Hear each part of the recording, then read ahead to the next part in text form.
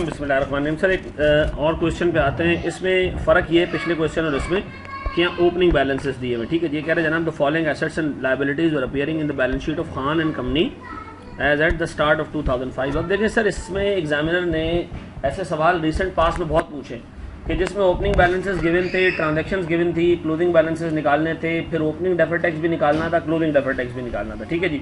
तो ये याद रखना सर, इसमें ओपनिंग डेफर्ड टैक्स भी वो निकलवाएगा और क्लोजिंग भी निकलवाएगा, ठीक है जी। ओपनिंग भी निकलवाएगा एंड क्लोजिंग डेफर्ड टैक्स भी निकलवाएगा, दोनों, ठीक है जी।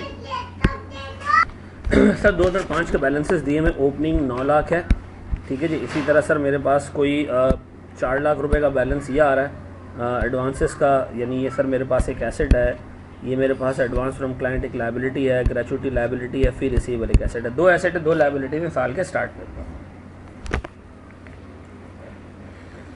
फिर वो आपको कह रहे हैं gratuity paid during the year इतने रुपए का, क्लोजिंग बैलेंस ग्रेचुइटी का इतना, ठीक है जी।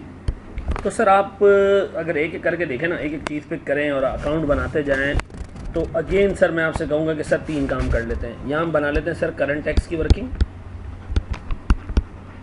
ठीक है जी। इधर अगर हमारे पास कोई परमानेंट डिफरेंस है वो हमने आगे जाके देखना है, तो हम यहाँ उसकी जगह रखेंगे, ठीक है जी। और यहाँ हम बना लेते हैं सर डेफर्ड टैक्स की वर्किंग, ठीक है जी। और हम बिल्कुल नीचे जाके कर लेते हैं रफ वर्किंग, ठीक है जी। अब बताएं, मैं सबसे पहले चीज़ पिक कर रहा हूँ सवाल में, अकाउंटिंग प्रॉफिट देख लें कहाँ पर है। ये रहा सर अकाउंटिंग प्रॉफिट 2.8 मिलियन का, ठीक है जी। अगर मैं अकाउंटिंग प्रॉफिट पे आऊँ 2.8 मिलियन पे, जो कि कंपनी ने कमाया sir over the period last current year में जो काम हो चुका है उस पर, तो मैं जाके सर ऊपर यहाँ पुट कर रहा हूँ जनाब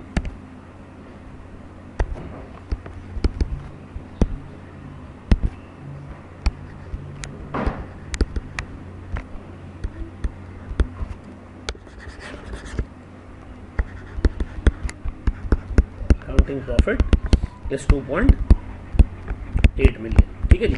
अब एक एक हेड आप उठाएं और उसके अंदर से डेफर्ड टैक्स का इम्पैक्ट और करंट टैक्स का इम्पैक्ट निकालते जाएं।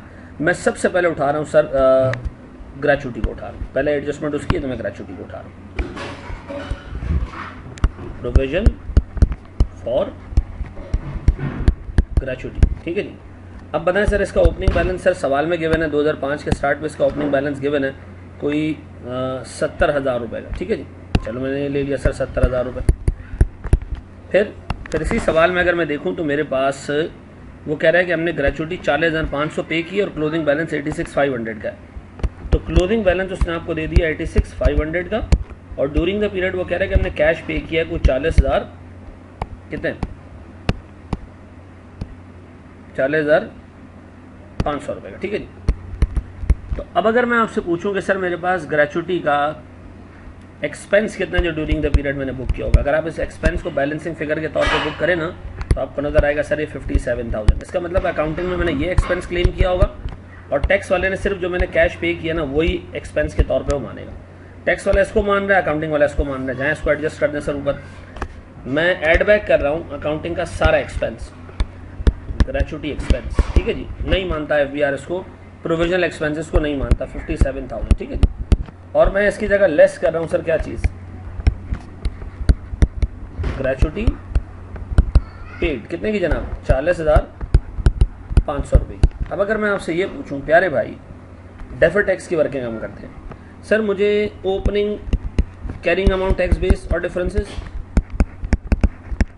और closing carrying amount tax base और डिफरेंसेस ये चाहिए। अब देखो सवाल को तो ना तसल्ली से और तहम्मुल से देखना है हमने, ठीक है ना। मैं इधर 2 लाइनें लगा देता हूँ अपने हिसाब के लिए। सर ये मेरे पास पूरा टुकड़ा कहलाएगा ओपनिंग और ये पूरा टुकड़ा मेरे पास कहलाएगा क्लोजिंग, ठीक है जी। यार इस वक्त मेरी प्यारी बेटी आ चुकी है। अब मैं एक एक करके ना सर सारे एसेट्स और लायबिलिटीज यहाँ ले रहा हूँ। मेरे पास सबसे पहले आ रहा है सर ग्रेचुइटी का पेपर, ठीक है जी, ग्रेचुइटी का प्रोविजन। अब ग्रेचुइटी के प्रोविजन का जो ओपनिंग बैलेंस था वो सर था कोई 70,000 रुपये। सीधी सी बात है सर, इसका टैक्स बेस 0 था, ठीक है जी। तो मेरे पास सर एक डिडक्टेबल डिफरेंस आ रहा था 70,000 रुपये का, ठीक है जी। अब अगर मैं देखता हूँ तो सर मेरे पास जो क्लोजिंग बैलेंस आ रहा है वो भी आ रहा है कोई 86,500 का, और सर ये भी एक डिडक्टेबल डिफरेंस है। तो मुझे एक चीज़ ये बताएं सर, मेरे पास over the year over the year sir जो डिडक्टेबल डिफरेंस इंक्रीज हुआ है, जो 70 से बढ़ के 86,500 हुआ है, तो इसका मतलब है सर 16,500 रुपये का नया डिडक्टेबल डिफरेंस आया है। ठीक है जी, अगर आप ऊपर जाके देखें ना तो आपको सर इस वर्किंग से भी ये नज़र आ रहा होगा कि 16,500 रुपये का डिडक्टेबल डिफरेंस क्रिएट हुआ है। ठीक है जी, ये ओपनिंग डिफरेंस था ग्रेचुइटी की वजह से ओपनिंग, ये क्लोजिंग डिफरेंस है ग्रेचुइटी की वजह से, और इन दोनों का डिफरेंस आ रहा है 16,500 रुपये। ठीक है जी, और ये आप ऊपर से मैच भी कर सकते हो जो during the period difference originate हुआ। ठीक है जी, 70,000 का opening difference is increase to 86,500, this means 16,500 further difference is originated. ठीक है जी, अच्छा जी, फिर मैं दूसरे इस पे आता हूँ सर हेड पे। तो मैं अगर उठाता हूँ सर फी रिसीवेबल, ठीक है, फी रिसीवेबल को मैं देखता हूँ सर।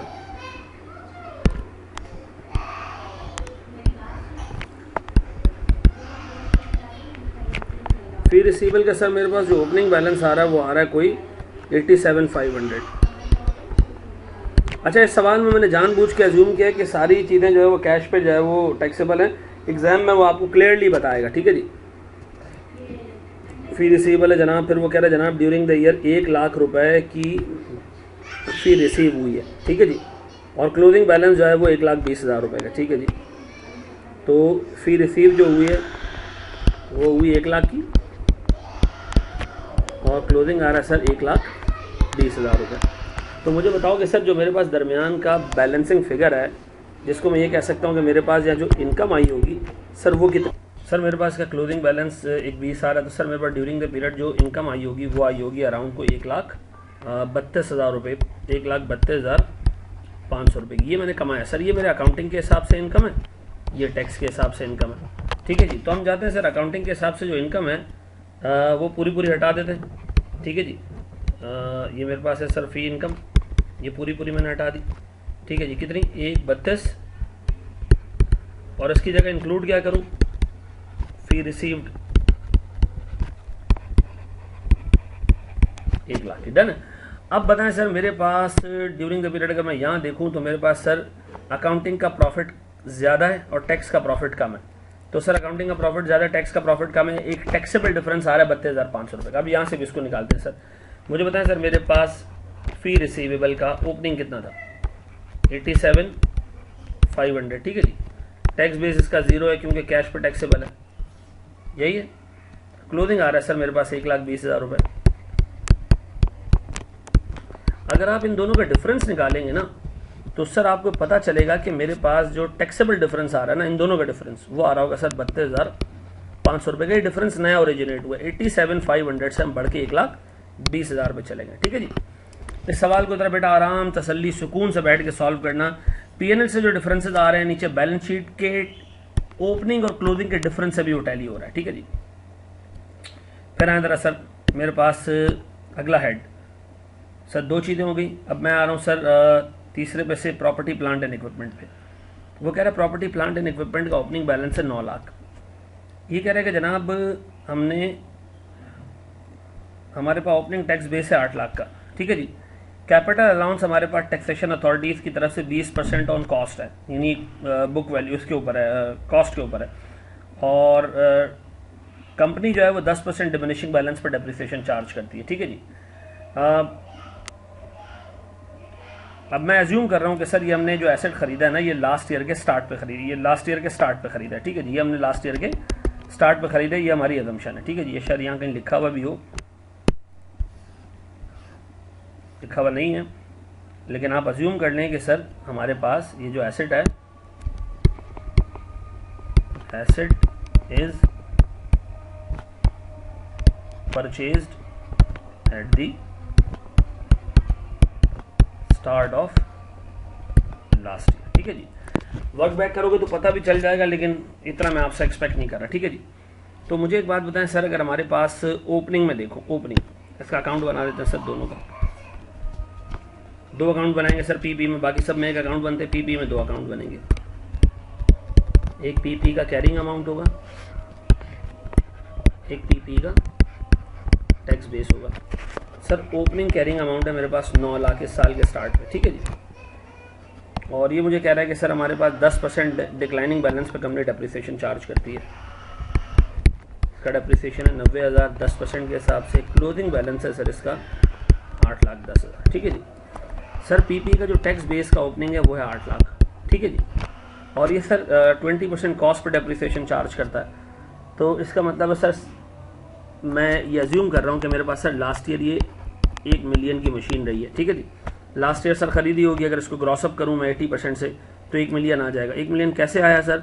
सर 1 मिलियन ऐसे आया कि 8 लाख मौजूद है मेरे पास, लास्ट ईयर के स्टार्ट में मशीन खरीदी है, 20% डेप्रिशिएट हो चुकी है, तो 80% बाकी है। तो इसका मतलब है सर मेरा साल का जो डेप्रिसिएशन है वो सीधा सीधा कोई 2 लाख रुपए का है। ठीक है जी। और क्लोजिंग बैलेंस मेरे पास आ रहा है सर कोई 6 लाख रुपए का। मैं अज्यूम कर रहा हूँ कि मैंने सर एसेट लास्ट ईयर के स्टार्ट पे खरीदा है। वैसे वर्क बैक भी कर सकते हो, ठीक है ना, आप यहाँ से वर्क बैक कर सकते हो 10% से, तो आपके पास लाख आ जाएगा। इधर से आप अगर 20% से वर्क बैक करो तो 1 मिलियन आ जाएगा। इसका मतलब है इससे पहले मशीन नहीं खरीदी गई है। तो वैसे सवाल में लिखा हुआ होगा, इतनी अंधी नहीं। सर ये मेरा अकाउंटिंग का डेप्रिसिएशन है, ये मेरा टैक्स का डेप्रिसिएशन है। ठीक है जी। दोनों ऊपर एडजस्ट करते हैं। अगर मैं आपसे कहूँ सर मेरा अकाउंटिंग का डेप्रिसिएशन मैं ऐड बैक कर रहा हूँ, अकाउंटिंग का डेप्रिसिएशन है मेरा 90,000 का, और टैक्स डेप्रिसिएशन में लेस कर रहा हूँ, ये मेरे पास 2 लाख रुपए का। ठीक है। और इधर मैं ले लेता हूँ सर फिर हेड एसेट वाइज हिसाब किताब कि मेरे पास जो पीपी एक एसेट है, 9 लाख उसका कैरिंग अमाउंट था साल के स्टार्ट पे, 8 लाख उसका टैक्स बेस था, 1 लाख का टैक्सेबल डिफरेंस था। नया सर मेरे पास ये 8,10,000 रह गया। सर मेरे पास टैक्स बेस कुछ 6 लाख रुपए की है, और अभी हो गया 2,10,000। तो इसका मतलब है ड्यूरिंग द पीरियड 1 लाख से डिफरेंस, टैक्सेबल डिफरेंस बढ़ के 2,10,000 हो गया। तो 1,10,000 का नया टैक्सेबल डिफरेंस ओरिजिनेट हुआ है। और अगर मैं जाऊँ तो सर यहाँ पर भी मेरा अकाउंटिंग और टैक्स डेप्रिसिएशन का डिफरेंस है कोई 1,10,000 रुपये का, और ये 1,10,000 रुपये सर चूँकि मेरा टैक्स डेप्रिसिएशन ज़्यादा है तो मेरा टैक्स का प्रॉफिट कम, अकाउंटिंग का प्रॉफिट ज़्यादा है, तो एक टैक्सेबल डिफरेंस है कोई 1,10,000 रुपये का नया डिफरेंस ओरिजिनेट हुआ है। ठीक है जी। अब मैं इसके बाद जाता हूँ सर अपने अगले हेड पे। ये है सर मेरे पास एडवांसेस फ्रॉम क्लाइंट्स। ठीक है जी, यानी अनअर्न्ड।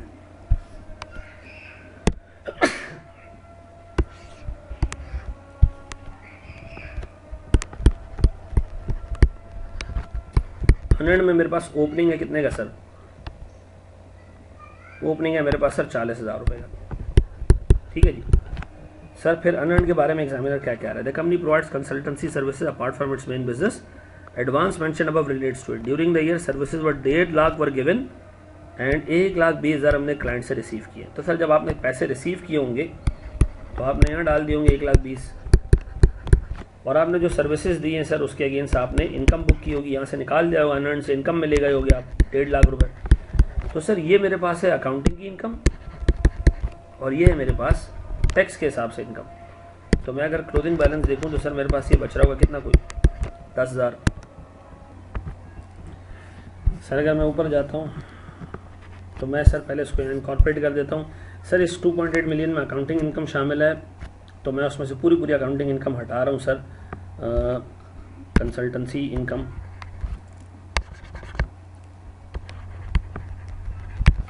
आप डिफरेंस भी ले सकते हो। ठीक है जी। अकाउंटिंग के हिसाब से इनकम है कितनी सर कंसल्टेंसी की? 1,50, और टैक्स के हिसाब से 1,20। तो 1,50 की इनकम मैंने इधर से हटा दी, और कंसल्टेंसी प्रोसीड्स कितने की जनाब? 1,20,000 रुपये की। ठीक है। अब अगर मैं आपसे कहूँ कि सर मेरे पास ये है advance unearned 40,000, liability tax base 0, क्योंकि एफबीआई सर इसको लायबिलिटी कंसिडर नहीं करता बल्कि इनकम कंसिडर करता है। Sir carrying amount 10,000, tax base 0। अब सर मेरे पास 30,000 रुपीज़ से टैक्स डिडक्टेबल डिफरेंस कम हुआ है, टैक्सेबल डिफरेंस ओरिजिनेट हुआ है। सीधी सी बात है, मेरा अकाउंटिंग का प्रॉफिट ज़्यादा है, ठीक है जी, और मेरा टैक्स का प्रॉफिट कम है, क्योंकि सर टैक्स में जो है वो 1,20,000 की इनकम है, अकाउंटिंग में 1.5 लाख की इनकम है। तो सर मेरे पास एक टैक्सेबल डिफरेंस ओरिजिनेट हो रहा है, और ये टैक्सेबल डिफरेंस सर मेरे पास 30,000 रुपये का है। और अगर मैं यहाँ देखूँ तो सर मेरे पास यहाँ भी 30,000 रुपये का डिफरेंस ओरिजिनेट हो रहा है। ठीक है जी। अब अगर मैं काम करूँ, मैं सर इसको एडअप कर लूँ, तो सर मेरे पास ये एडेड अप अमाउंट बनती है अराउंड कोई 2694,000,000, ये आप कर लीजिएगा सर। और इस पर 40% के रेट से मेरे पास सर करंट टैक्स आ रहा है जनाब कोई 1077, 40% का रेट मैंने अज्यूम किया सर, सवाल में देख लें अगर है, नहीं है तो अज्यूम किया मैंने। यह आ जाता है सर मेरे पास करंट टैक्स। और सर अगर मैं डेफर्ड टैक्स के लिए वर्किंग करने जाऊं तो सर मेरे पास जो क्लोजिंग डिफरेंसेज हैं और जो ओपनिंग डिफरेंसेज हैं, सर मेरे पास जो क्लोजिंग डिफरेंस आ रहा है वो कोई 70, ओपनिंग डिफरेंस आ रहा है वो 77,500 का टैक्सेबल डिफरेंस है। इस पे 30% लगाऊं तो सर मेरे पास ओपनिंग डेफर्ड टैक्स लायबिलिटी का बैलेंस आता है 31,000, ठीक है जी। क्लोजिंग अगर मैं देखूं तो ये आ रहा है 183,500, और सर अगर इस पर मैं टैक्स लगाऊं तो मेरे पास क्लोजिंग डेफर्ड टैक्स लायबिलिटी आ जाती है 40% के हिसाब से, 40% बेटा 30 नहीं, ये आ जाता है सर मेरे पास 73,400। तो सर अगर मैं डेफर्ड टैक्स लायबिलिटी का एक छोटा सा अकाउंट बना दूं और मैं आपसे कहूं मेरे पास ओपनिंग, तो आप ओपनिंग ऊपर से देख के मुझे बता दोगे 31,000 है, क्लोजिंग कितना है जनाब, वो मेरे पास है जनाब कोई 73,400, और ड्यूरिंग द पीरियड सर मेरे पास जो इन दोनों का चेंज आया है सर वो आया कोई 42,400 रुपीज़ का। ये चार्ज है मेरे पास डेफर्ड टैक्स एक्सपेंस के नाम से, ठीक है जी। और ये चार्ज मैंने चार्ज करना है सर पीएनएल अकाउंट के अंदर, प्रॉफिट एंड लॉस अकाउंट के अंदर। अब अगर मैं जाता हूँ सर, मैं एक टैक्स रिकन्सिलेशन बनाने जाता हूँ, परमानेंट डिफरेंस कोई नहीं था तो मैं इसको हटा देता हूँ। अब बताएं सर मेरे पास टैक्स ऑन अकाउंटिंग प्रॉफिट कितना है जनाब, 2.8 मिलियन का 40%, ये बनता है सर मेरे पास 2.8 मिलियन का 40% is 1120,000। Sir I have the current tax expense balance of 10,77,600, और डेफर्ड टैक्स एक्सपेंस है मेरे पास सर कोई 42,400, ठीक है जी।